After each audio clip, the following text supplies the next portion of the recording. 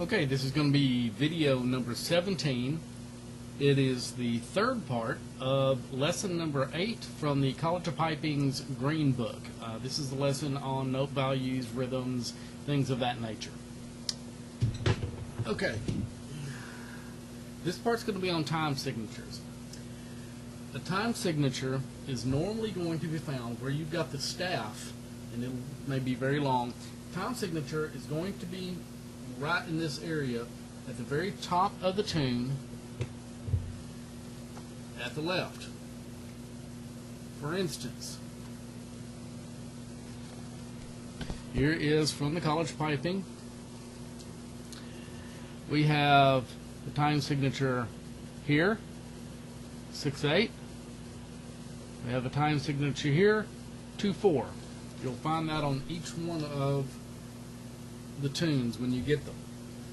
A few of the most common ones you're going to see are going to be a 2/4, a 4/4, and a 6/8. 4/4, a 2/4, 4/4, 6/8. The next most common you're going to see is a 3/4, and then occasionally maybe a 5/4, and then there's any number is almost up for grabs. These are the ones you're going to find the most. Once again, the bottom numbers, if you take the bottom half of the number, you find that number, which note corresponds to that note. 4 is a quarter note.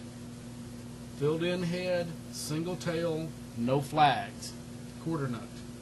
8 is going to be eighth note. Filled in head, tail, 1 flag. If for some reason there was a 2 on the bottom, it would be half note. So if you look at your fractions down here, half, quarter, eighth, 16th, find the one that matches the fraction up here. This is a fraction, 2/4. Okay? So ignore the top, look at the bottom, that fraction for that note, 1/2, 1/4, 1/8, 1/16, that's the one that matches. Okay?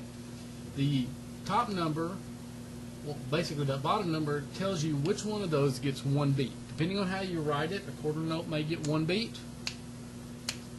half note could get 1 beat, or an eighth note could get 1 beat. Top number tells you how many beats are in a measure. You got your staff, you got your bar lines, between 2 bar lines, 1 measure, how many beats. If I take this first one here and say he's a 2/4, then I know I have 2 beats. 2 beats. I know a quarter note gets 1 beat. So I do quarter, quarter. I can also do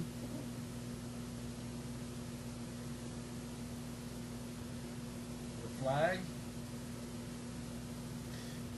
2 eighth notes. If an eighth note is half of a quarter, then this quarter note gets 1 beat. These eighth notes take up the other beat. So it'll be 1, 2, and 1, 2, and 3. Okay. If this is a 4/4, then I have 1, 2, 3, 4 beats. Top number, 4 beats. Again, a quarter note gets 1 beat. So I've got 1, 2, 3, 4. 4 quarter notes filled it up. 6/8. I know I've got 6 beats. 1, 2, 3, 4, 5, 6. 6 beats in that measure. In this case, it's the eighth note that gets 1 beat. So I can go 1, 2, 3, 4 with a flag, with a flag, with a flag. I draw 4 eighth notes, and there's my first 4 beats. There's 4 of my 6 beats. 4 of my 6 beats. 1, 2, 3, 4. I'm running out of room, so let's say that I want to use a single note to do the 2 beats there. Eighth note is 1 beat, quarter note, it's 2 beats.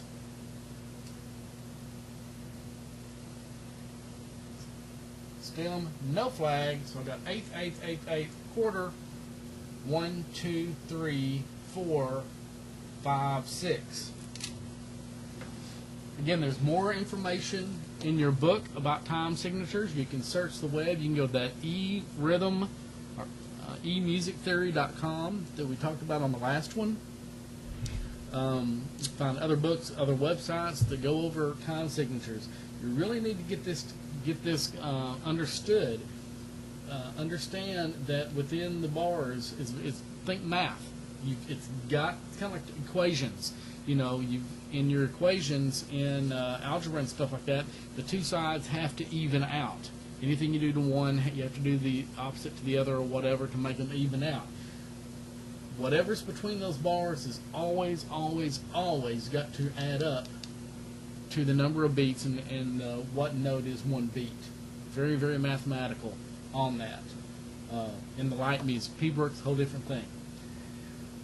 If you're having problems with that, if this is just not clicking, get with a regular music teacher, get in front of somebody, or just find somebody that plays piano or drums, plays a musical instrument at a high level. If you don't have to have a piping instructor to learn this, any good musician can help you learn this.